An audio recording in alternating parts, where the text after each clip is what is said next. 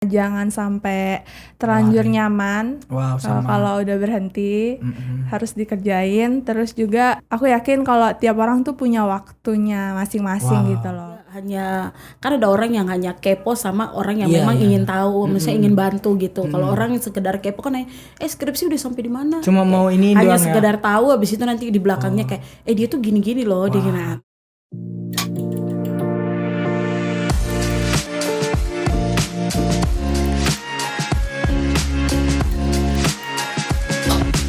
Hai guys, apa kabar kalian semua?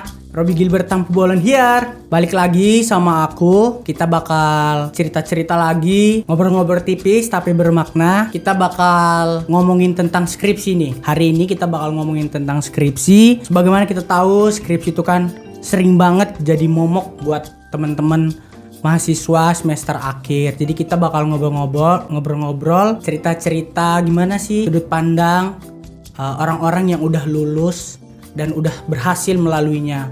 Kan cukup banyak orang yang udah berada di titik akhir dan akhirnya mereka menyerah dengan skripsinya.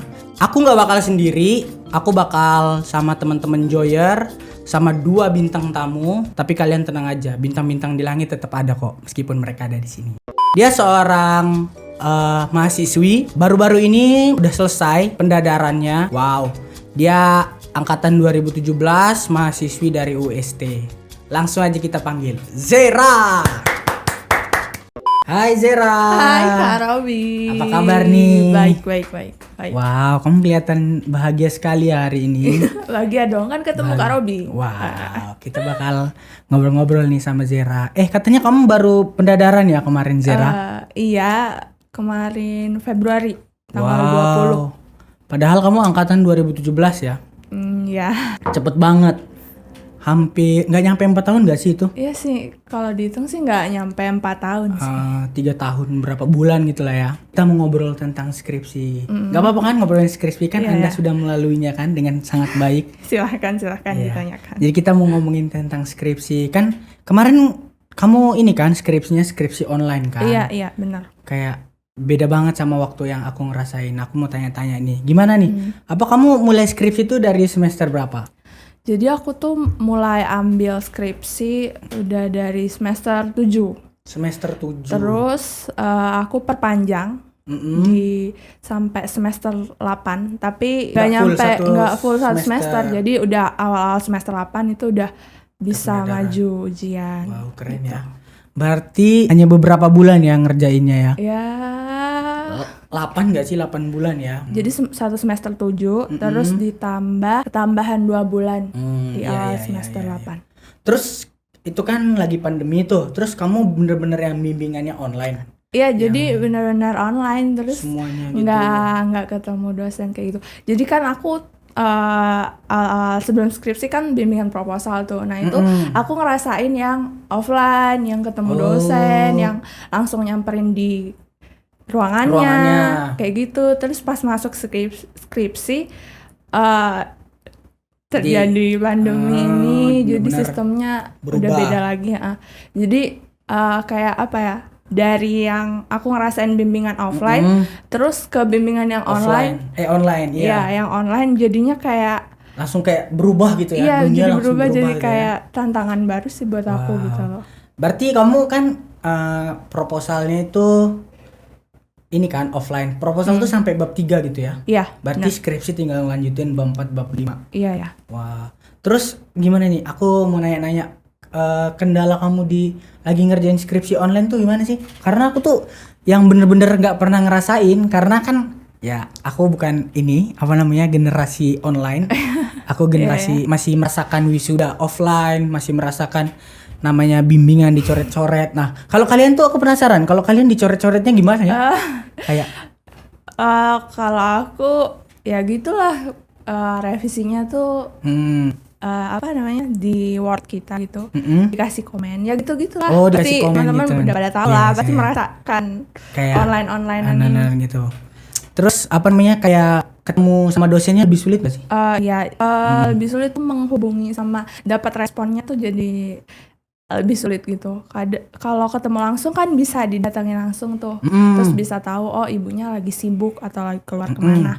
Nah kalau yang online ini kan lewat chat gitu kan, lewat chat kadang tuh sampai seminggu nggak dibaca-baca, kayak bener-bener di PHP gitu ya? Iya, jadi nggak tahu nih ini dosennya kemana sih kayak gitu. Oh, bukan cuma gebetan ternyata yang bisa kasih PHP, dosen juga ya. Wah, iya sih. Aku juga kalau dulu waktu aku waktu aku skripsian tuh selalu ada jadwalnya seminggu itu bisa, karena dosenku ya kasih pilihan-pilihan hari gitu, Senin sampai Rabu bisa bimbingan kayak gitu. Jadi ya bisa tahu yang seperti kamu bilang tadi, kan kita bisa tahu dosennya lagi sibuk apa enggak, kita nunggu di depan. Terus kalau lagi sibuk kita harus nunggu. Kalau kamu bener-bener kayak yang ini ya, nggak tahu dosennya ini kemana gitu, kok nggak dibales-bales. Iya, jadi aku juga tuh dosenku dalam seminggu dia ngasih jadwal, misal dari hari Kamis sampai Jumat itu jadwalnya. Wah, bimbingan. Iya, jadwal bimbingan dalam seminggu hari Kamis sama Jumat. Jadi kita hubungin dia Kamis sama Jumat. Cuman kan kalau pengalaman aku udah hubungin di jadwalnya nih yang benar, tapi tetap aja kayak nggak ada respon, nggak dibaca juga.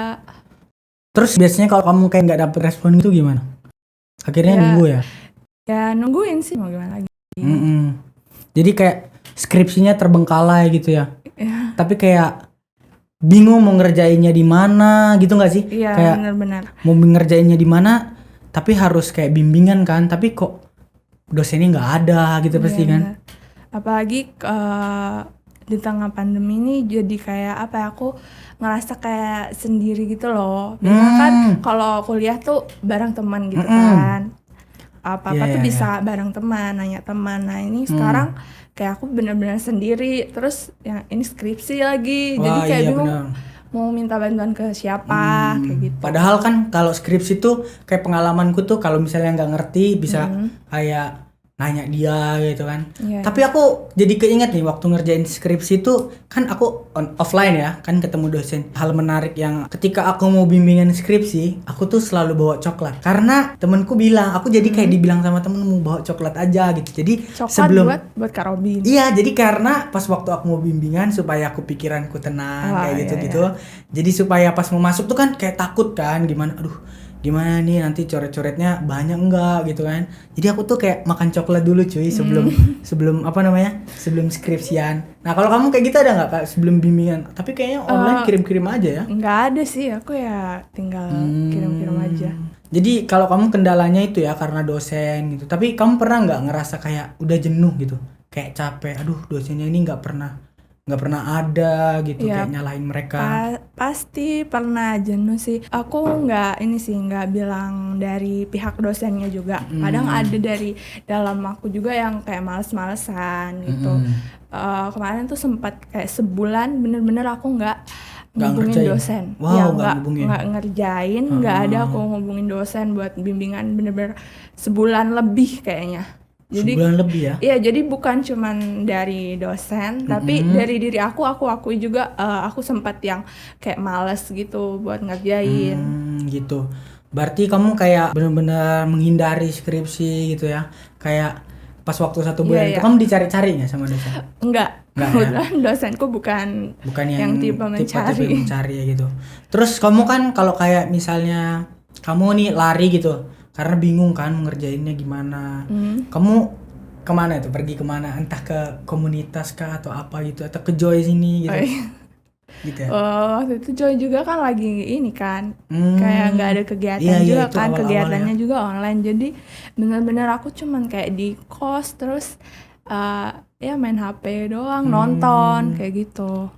Tapi kalau kayak gitu tuh kayak kita mau melarikan diri ya dari masalah istilahnya. Kayak aku pernah sih merasa kayak gitu. Aku kayak lari dari skripsiku, kayak nggak mau peduli gitu. Tapi itu kayak selalu kepikiran nggak sih? Atau kamu ngerasa gitu juga? Iya pasti kayak aku aku mikirnya kayak misalkan aku udah nggak ngerjain skripsi itu tuh, kayak rasanya tuh kayak nyaman gitu loh, kayak udah terbawa suasana, kayak nyaman, kayak udah nggak ngapa-ngapain, tapi tetap ada pikiran yang kayak aduh ini skripsiku belum ku kerjain gimana nih, tapi mau dikerjain juga bingung mau jadi gimana. Iya sih, benar. Terus kayak kalau ngerjain skripsi itu perlu effort yang lebih besar gak sih menurut kamu? Karena apa ya, kita tuh kadang-kadang yang buat kita lari dari skripsi kita itu, kita udah kayak ngerjainnya sungguh-sungguh, udah maksimal. Tapi kan skripsi itu per bab-bab ya. Mungkin kita ngerjainnya bab 1 kita udah kerjain maksimal, tapi nyampe besok bimbingan dicoret-coret. Itu jadi kayak bikin kita kadang-kadang hopeless gitu gak sih? Kalau aku dapat revisi kayak gitu, malah malah seneng gitu sih. Kalau Langsung dapet tahu revisi. gitu ya apa yang mau dikerjain. Bisa tahu nih mau ngerjain apa gitu. Tapi ada tuh udah mulai masuk bab 3. Nah itu jadi kesulitanku waktu itu, aku udah ngambil data, udah terlanjur ngambil data, terus udah mulai masuk olah data, terus dosennya minta nambah sampel lagi. Wow, Jadi padahal udah lewat ya? Iya, padahal udah aku ambil sebelumnya, jadi aku harus ngambil lagi. Dan kalau aku ngambil lagi, aku ada tahap-tahap yang harus aku rubah lagi di awal kayak gitu. Oh gitu. Kamu jurusan akuntansi kan ya? Wow. Berarti kayak ngubah lagi, harus nambah di Excelnya nggak sih kalau akuntansi gitu kan? Ribet gitu. Untung belum kesimpulan gitu ya? Untung banget sih itu. Karena aku pikir tuh kayak wow, Zera tuh kayak cepet banget, nggak ada halangan, nggak ada rintangan gitu. Tapi ternyata ada juga gitu ya. Iya. Kamu punya tips nggak buat teman-teman yang mungkin lagi lagi nyusun skripsi nih, baru dan mungkin akan mulai skripsi gitu? Aduh, kalau tips dari aku, jangan berhenti lah. Jangan berhenti, terus kayak wajar sih kalau kalian kayak ngerasa jenuh, terus kayak pengen berhenti beberapa saat, tapi jangan sampai keterusan, Kelamaan ya? jangan sampai nyaman, akhirnya males gitu. Wow. Tapi kamu ini ya, kan 2017 tuh bener-bener memang tahunnya sekarang lagi pada skripsian ya harusnya kan. Iya. Terus kan kalau lagi online gitu, teman-temannya tetap bisa mau ngasih masukan gitu nggak sih? Kayak ngasih bantuan meskipun online. Kalian sering ketemu nggak? Jujur nggak pernah sih. Wow. Cuman kalau lewat lewat WA kayak gitu, mereka tetap bantu gitu loh. Kadang kalau aku nanya apa gitu, ya saling bantu gitu sih. Cuman nggak pernah yang ngerjain bareng gitu, ketemu ngerjain bareng. Itu sama sekali nggak pernah. Sama sekali nggak pernah ya. Terus kamu pernah nggak ngerasa kayak udah mau nyerah gitu? Pernah nggak? Pasti pernah. Pasti pernah ya. Iya. Kayak udah capek Tuhan kayak gitu. Aku udah kayak pingin nyerah. Tapi apa sih hal-hal yang membuat kamu akhirnya bangkit lagi gitu kalau di posisi kayak gitu? Kalau aku aku tuh lihat teman-teman aku itu jadi motivasi buat aku gitu. Jadi sebelum teman-teman dekat aku tuh udah pada selesai duluan gitu. Terus gitu. aku lagi ada di saat aku malas ngerjain gitu kan, malas bimbingan yang waktu-waktu aku santai gitu. Terus tiba-tiba aku kayak dengar kabar gitu temanku udah pendadaran. Terus nggak bilang-bilang, jadi kayak langsung aku kayak jadi kaget gitu sih. Jadi kayak kamu terpacu gila gitu? Ini temanku udah selesai. Akhirnya buat kamu terpacu gitu? Iya. Wow, tapi kerennya kamu tuh bisa buat itu jadi motivasi gitu. Tapi nggak sedikit pengalaman aku pribadi, waktu aku compare diriku tuh aku makin ngerasa kayak aduh kok mereka cepet ya banget ya lulusnya, aku kok enggak gitu. Tapi kamu kerennya bisa kayak ini ya, tetap jadi bahan bakar kamu buat ngerjain skripsi gitu ya. Iya. Wow, itu teman-teman bisa belajar juga tuh dari Zera.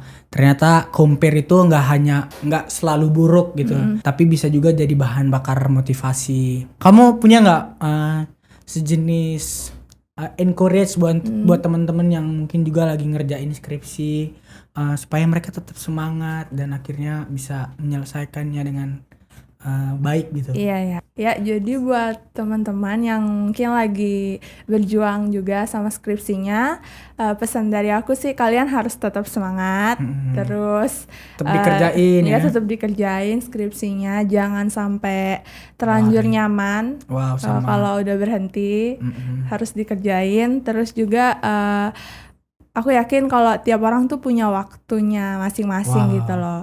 Mungkin ada yang berapa tahun. Jadi aku yakin setiap orang punya waktunya Waktu. gitu loh. Jadi jangan sampai down kalau ngelihat orang lain udah gitu. Jadi Wow. ini tuh motivasi dan semangat kalian gitu. Wow. Iya benar sih. Jadi ini juga ya, setiap kesulitan itu ada masa expirednya. Bener Iya. gak sih? Wow. Gila.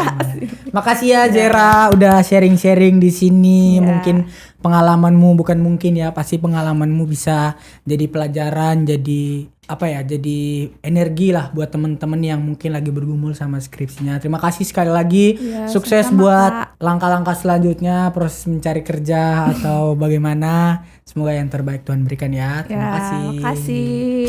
Nah, teman-teman, kali ini aku mau ngobrol lagi sama temen Joyer. Kita mau ngomong skripsi juga, tapi dari sudut pandang yang lain.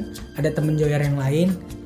Dia arsitektur Atmajaya. Kita mau tahu nih perjuangannya. Gimana dia akhirnya bisa menyelesaikan studinya dan nggak menyerah gitu. Langsung aja kita panggil Kak Nata. Halo Kak Nata. Halo Rob. Aduh, Kak Nata makin cantik aja. Aduh. Kakak Nata apa kabar? Baik-baik saja, Baik tambah ya. besar tambah baik. Wow. Lagi sibuk apa sekarang Kak Nata? Tidak lagi sibuk apa-apa. Lagi sibuk. Lagi sibuk untuk menguruskan badan tapi tidak pernah kurus-kurus. Iya. Asik. Sama kok saya juga. Iya, kok tambah besar ya. Tapi Kak Nata juga lagi apply kerjaan kan kemarin kalau Iya. aku nggak salah dengar ya. Iya, terus puji Tuhan kemarin baru tembus juga akhirnya. Wow.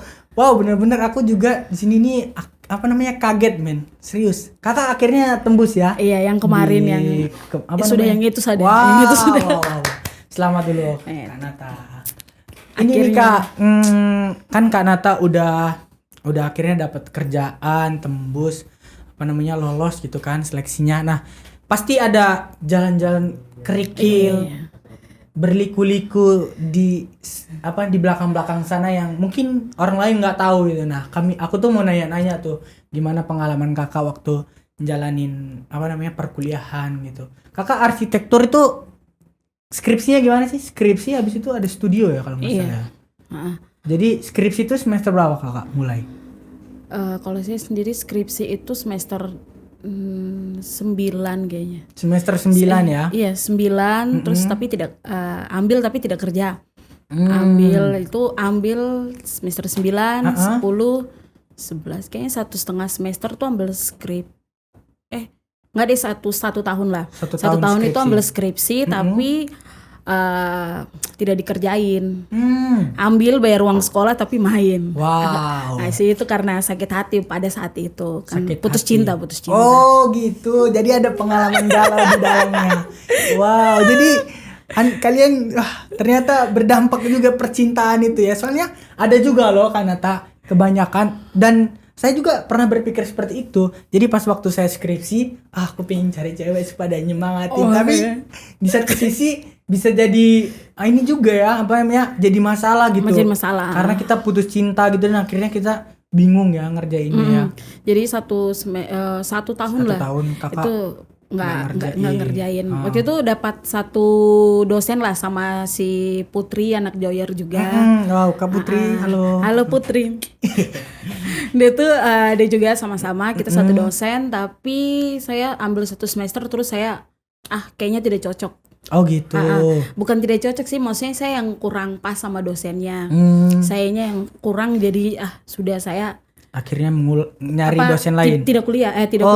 Jadi ambil judul terus tidak kuliah satu semester. Nggak bimbingan. Habis itu tidak bimbingan. Terus lanjut satu semester berikutnya lagi masih sama dosennya. Habis itu hanya datang asistensi ini hanya 2 kali kayaknya. 2 kali asistensi, habis itu keluar nanti semester berikutnya lah. Semester berikutnya baru Skripsinya dikerjain tapi itu juga pun bantuan ada teman sih. Teman-teman. Ada satu teman lah. Sekarang dia di Bali. Dia itu yang menurutku berjasa sih, dia yang kayak datang, Not nggak boleh gini, kamu nggak boleh ini. Jadi dia kayak mantau gitu terus, dan dia datang bantu ngerjain, kita sama-sama ngerjain lah. Itu hampir 1 minggu lah. 1 minggu ya. 1 minggu karena kita mau proposal tuh.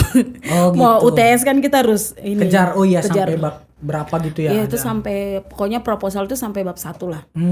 Ya. Bab 1 sampai bab 3 lah, tapi kalau bisa dibilang sih harus sampai bab 5. Oh gitu. Bab 6 lah. Tapi kan kalau arsitektur nggak, kalau kayak aku akuntansi ya sampai skripsi doang gitu. Tapi kalau arsitek tuh kan ada studio Iya, ya. nah kita kan itu yang aku lanjut ya. Siap. Siap. Gimana, Jadi kan gimana?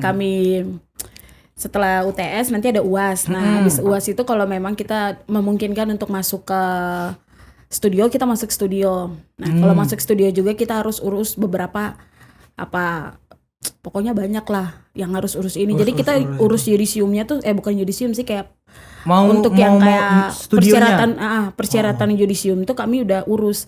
Jadi kayak misalnya pas foto ini nih. Jadi segala kayak macam di awal ya, di awal. depan. Jadi kami udah urus semuanya, yang kayak foto ini semua itu kami udah urus duluan. Jadi setelah kalau itu kita asistensi, terus dosen bilang oke, kita layak, kita masuk studio. Terus mau nanya nih, kakak studionya itu kan abis skripsi berlalu akhirnya studionya itu langsung lulus juga atau gimana? Enggak, kemarin tuh kemarin itu nggak apa-apa. Tapi ya boleh kan cerita? Nggak apa-apa kan? Nggak, itu aku tarik nafas saya. Karena mengingat masa yang berat gitu ya. Iya, sebenarnya waktu itu penuh drama juga. Jadi kayak kami tuh udah masuk, aku waktu itu sama ada temanku yang tadi si Putri. Itu kami sama-sama, lalu dia lulus, saya nggak lulus. Sedangkan itu pun kami protes sama dosen karena kami rasa kami layak gitu. Kamu udah selesai ini semuanya, itu yang kami rasa. Kami rasa layak, tapi dosen kan merasa kami tidak layak gitu. Ternyata kan tuh mereka kan punya penilaian kan gitu. Tapi kami protes karena kami merasa nggak layak. Ya udah, terus berikut saya studio lanjutan, lanjut selanjutnya itu semester ke depannya? Enggak, kami satu semester itu biasanya 2 studio. Dua kali studio. Karena nanti kan satu semester tuh 2 kali wisuda. Kalau Atma Jaya kan 1 tahun 4 kali wisuda. Beda sama kampus lain. Atma Jaya semakin jaya. Saya nggak dibayar apa-apa. Oh ya, saya juga tidak dibayar apa-apa. Jadi kakak studio yang berikutnya baru lulus. Iya, berikutnya itu juga lulus, tapi itu kami kayak sempat down karena kami rasa lah kok kami udah ngerjain sesuai gitu. Terus kami kayak berpikiran negatif lah gitu. Pokoknya banyak lah. Soalnya yang tidak lulus itu ada banyak. Tapi kami ngulang, terus selama 1 minggu tuh masuk studio nggak ngerjain apa-apa. Wow. Saya masuk aja coret ini Dena harusnya bagaimana, terus kuliah Dena lah itu. Lihat-lihat terus kayak ya udahlah. 1 minggu terus asistensi ke dosen tanya, Pak ini apa yang harus diubah? Oh ini kayaknya gini-gini. Udah, terus kan kita masuk studio dari jam 8 sampai jam 6 sore. Habis itu pulangnya asistensi sama kakak tingkat. Waktu itu ada kakak tingkat, dia tuh udah kayak bukan kakak pokoknya udah kayak kakak lah. Dia udah selesai S2 juga kan, jadi kayak temannya Kak Megan. Gitu. Jadi sudah kami aku asistensi lah sama dia setiap malam. Hampir setiap malam tuh asistensi, dikasih tahu kayak gini, Nat, kamu gini. Oh ya udah, dan akhirnya setelah itu bisa lulus tuh juga berkat banyak orang sih. Ada banyak orang juga yang bantu, terus anak-anak CG juga. Ayo Kak Nata, semangat gitu ya. Jadi ada bantuan banyak pihak yang memang ngebantu banget. Terus aku menarik nih sama Kak Nata. Pasti kan ya itu kerikil yang harus kakak laluin kan, yang tadi kakak sebutin. Kakak ada nggak sih perasaan kayak ingin menyerah, kayak maksudnya apalagi terutama kayak pas waktu kakak putus cinta dan kakak kayak nggak itu berapa tahun kan, maksudnya kakak kayak udah menyerah gitu, hopeless. Kalau yang pas putus cinta ya, yang pertama itu emang udah ini sih, udah kayak udah pokoknya udah nggak ada inilah, dunia ini runtuh lah ya, hancur parah. Jadi kayak benar-benar udah benar-benar ini sih nggak bisa fokus. Tapi waktu itu pas ketemu Putri, terus ya abis itu Putri bawa ke Joy, dan akhirnya perlahan-lahan mulai bisa menata mana yang ini jadi semuanya terbantu pada saat itu, terbantu dan sampai sekarang. Dan pas ini skripsi juga kemarin yang pas mau ini sih ada teman-teman itu, puji Tuhan tuh banyak teman-teman yang kayak ayo Nat ini terus akhirnya dibantu ini dibantu, terus adalah pokoknya banyak semangat, ada penyemangat dari luar tuh yang bikin kayak ayo harus maju, harus selesai. Sudah kan dari tadi tuh kakak bilang ada banyak bantuan tuh di sekitar kakak gitu kan, dan itu kayak membuat kakak itu ngerasa terbantu. Tapi ada kasusnya juga kalau misalnya lagi jenuh sama skripsi tuh banyak orang yang mengisolasi dirinya gitu loh. Kayak dia tuh karena banyak orang yang nanya mungkin gimana nih kapan lulus, abis itu akhirnya dia tuh kayak menjauh dari society. Nah menurut kakak itu gimana? Kayak dia tuh akhirnya dia nggak mau ketemu orang gitu. kalau saya sendiri sih saya tidak kayak gitu sih, malah saya tuh kemarin pas kerja skripsi malah mau keluar, terus teman yang marah saya. Dia bilang, kamu tuh jangan keluar-keluar Nat, kerjain fokus seminggu gitu. aja gitu. Terus kan, aduh, jadi saya kan orangnya harus keluar, harus lihat, pokoknya harus lihat dunia luar lah. Tapi dia nahan kayak gitu, jadi bersyukur itu. Tapi kalau misalnya ada orang yang kayak gitu sih, ya menurut saya kembali lagi sih ke dirinya bagaimana dia menanggapi itunya. Mungkin dia, jadi kayak maksudnya kita jangan juga jangan salah mengucapkan kata-kata yang menyakiti orang. Maksudnya kan kita biarpun dekat tapi kan kita tidak tahu sebenarnya itu lagi ada apa atau ada apa. Jadi kayak maksudnya mengucapkan kata juga lihat kondisi. Jadi kita kalau misalnya mau nanya gitu juga nanyanya harus hati-hati gitu ya. Kan sekarang kan lagi zaman kayak sekarang ya. Gimana? Maksudnya kan sekarang kayak lagi zaman tuh orang nggak boleh nanya umur lah. Memang kan umur nggak boleh, berat badan juga nggak boleh. Terus sekarang tuh kayak orang mau nanya, kamu lulus kapan itu juga udah nggak boleh. Oh gitu ya. Karena ya itu sih nggak tahu juga, maksudnya kan karena untuk menjaga pribadinya dia, karena nggak mau terusik atau sebagaimana, jadi kayak itu sudah mulai untuk nggak boleh nanya. Iya sih, aku juga ngerasa ya kayak kakak bilang juga tergantung gimana kita menempatkan diri kita gitu. Kalau misalnya kita lagi ada masalah sama skripsi, aku juga pernah ngerasa kayak aku tuh mau menjauh dari komunitas lah atau teman-teman. Jadi kayak pingin nenangin diri gitu. Bisa-bisa aja sebenarnya nenangin diri. Tapi kalau terlalu lama dan akhirnya menarik diri tuh malah itu kita semakin bermasalah kan, menjadi beban sendiri sih. Jadi karena kita kayak nggak ada teman berbagi, teman curhat gitu kan, teman sharing udah sampai di mana nih skripsi kita, karena kita ya dari yang kakak bilang tadi tuh kakak begitu banyak dapat penguatan dari teman-teman sekitar gitu kan. Ya itu pun karena aku curhat gitu kayak jadi kan kalau misalnya kita curhat kayak gini kondisi, itu pun juga kita harus curhat ke orang yang memang kita rasa dia tepat. Dia bisa dengar dan dia bisa memberi kita kekuatan. Jadi kalau misalnya kita juga kan ada orang yang hanya kepo sama orang yang memang ingin tahu, misalnya ingin bantu gitu. Kalau orang yang sekedar kepo kan skripsi udah sampai di mana? Cuma mau ini hanya doang sekedar tahu, habis itu nanti di belakangnya kayak dia tuh gini-gini loh, dia gini. Misalnya kan ada yang kayak gitu. Ada yang kayak misalnya jadi kalau pilih-pilih ya. Pilih kalau memang kalau mau cerita ya saya dapat penguatan juga karena memang saya cerita, saya sharing kayak ini tuh kayak gini-gini, kayak gini-gini. Jadi kayak memang Nat kayak gini-gini supaya jangan ini. Jadinya kan aku nggak lari dari circle yang memang menguatkan gitu. Iya, benar-benar. Tapi kakak kan prosesnya ini panjang ya, proses panjang kakak dari skripsi terus studio dan akhirnya sekarang dapat kerja.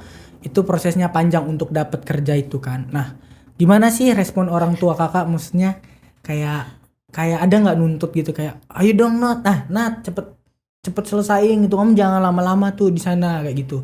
Pernah nggak? Kalau saya sih puji Tuhan, mungkin saya orang paling puji Tuhan di dunia ya. Karena orang tua saya tuh nggak pernah kayak bilang Nat kamu tuh harus kayak gini-gini, tuh nggak ada. Kayak soalnya saya pas pertama masuk terus kan langsung bilang ke mama sama bapak kayak bilang saya masuk arsitek, terus ini hal baru buat saya. Soalnya saya tidak tahu apapun, jadi kayak ya sudah sebisanya Nata sampai mana, terus saya bilang saya minta 5 tahun kayak gitu. Tapi kayak akhirnya kayak lebih dari 5 tahun, tapi itu pun kayak tidak ada bicara apa-apa, kayaknya bilang ya sudah yang penting Nata kerjakan, semangat. Hanya kayak bilang gitu semangat. Terus tambah kemarin kan kayak kakakku bilang ayo pulang sudah, di sini ada pekerjaan, buat apa di situ. Di sana juga aku hanya kayak desain ngapain kayak gitu. Terus saya mama saya ngomong kayak Nata di situ sudah dapat uang berapa kayak gitu. Terus bilang ini hanya baru dapat 100-200 saja mama. Terus bilang oh ya sudah, kalau dapat uang tidak apa-apa, kalau Nata masih mau di situ, tapi kalau mau balik juga tidak apa-apa. Jadi kayak maksudnya di situ pun saya kayak rasa Orang tua sangat support ya. iya puji Tuhan gitu. Maksudnya kan ya orang tua yang kayak ayo pulang, di sini ada pekerjaan, di sini kayak maksudnya kan dipaksa ayo pulang di sini buat apa di sini. Tapi kayak orang tua saya itu kayak oh ya sudah kalau memang kau milih di situ ya nggak apa-apa. Tapi yang biasa nggak suka itu kakak saya, Nata pulang gitu. Suruh pulang ya. Tapi kan kayak nanti mereka juga kembali ya sudah. Yang penting Nata bagaimana. Ada pengalaman dulu gitu ya. Iya kayak gitu sih kayak kalau merasa di situ masih bisa bertahan ya sudah kayak gitu. Iya sih, tapi tenggatnya kakak tuh bisa punya keluarga yang selalu support gitu kan. Karena ya aku juga ngerasain gitu gimana tekanan orang tua yang ya harus selesai gitu. Dan akhirnya ya memang berat sih aku ngerasa kayak gitu tuh. Berat gitu karena satu sisi ada tekanan dari dosen, satu sisi tekanan dari diri sendiri untuk bisa lulus, satu sisi tekanan dari orang tua gitu ya. Ya itu kita perlu lagi berbagi sama orang-orang buat bantu kita gitu, dan ya mau nggak mau tuh memang harus dikerjain gitu ya, nggak bisa kayak lari dari masalah itu gitu karena itu bakal ngejar terus nggak sih? Iya benar. Iya, jadi kita tuh harus nyelesain itu. Apalagi kalau kayak di kampus dapat panggilan ini udah mau tahun deo. Oh iya cepat Jadi itu kayak itu kayak jadi satu target juga kan kayak gitu. Target juga ya. Kakak punya kesimpulan nggak? Jadi dari lika-liku kakak tadi selama proses sampai lulus dan akhirnya dapat kerja tuh kakak punya pesan nggak buat teman-teman yang mungkin lagi nyusun skripsi atau akan nyusun skripsi? Ya kalau pesan dari saya sendiri, jangan terlalu berekspektasi atau memberi target. Boleh memberi target tapi jangan terlalu memberi acuan untuk tinggi, hal itu terlalu tinggi karena kalau misalnya nggak dapat nanti kita sakit hati. Kita harus punya tahu dulu kemampuan kita gimana. Kita harus gitu. memberi kemampuan kita sampai kalau memang kita sampai di sini ya sudah sampai sini. Jadi kita jangan terlalu berekspektasi akan hal itu karena kalau tidak jadi ya kita yang bakalan sakit hati. Nanti kita membanding-bandingin membanding-bandingkan kok dia lebih ini, nanti ujung-ujungnya kita salahkan Tuhan. Wow. Padahal kita sudah taruh semuanya dalam doa tapi ternyata nggak sesuai. Itu kan ujung-ujungnya kita yang bakalan sakit hati. Jadi tetap berpengharapan dan ikut alurnya Tuhan saja. Wow. Akan semuanya baik. Keren. Oke Kak, makasih buat sharing-sharingnya. Terima kasih juga. Mungkin teman-teman yang mau ngerjain skripsi atau bahkan sekarang lagi bergumul sama skripsinya bisa belajar dari pengalaman kakak ataupun pengalaman Zera. Gitu aja. Terima kasih Kak. Terima kasih. Nanti kita bisa sharing-sharing lagi di luar ini. Makasih ya. Nanti di belakang-belakang. Oke, dadah.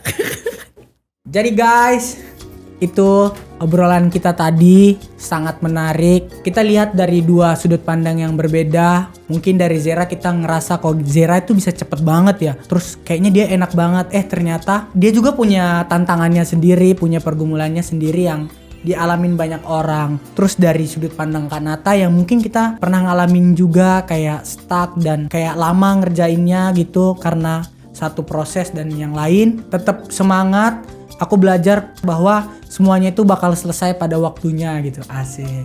Dan tetap dikerjain, yang penting tuh dikerjain dan jangan mengisolasi diri dari society karena itu sama sekali nggak ngebantu. Jadi itu aja dari aku. Semoga teman-teman juga dapat insight dari video ini. Jangan lupa di like, comment, and subscribe. God bless. Dah.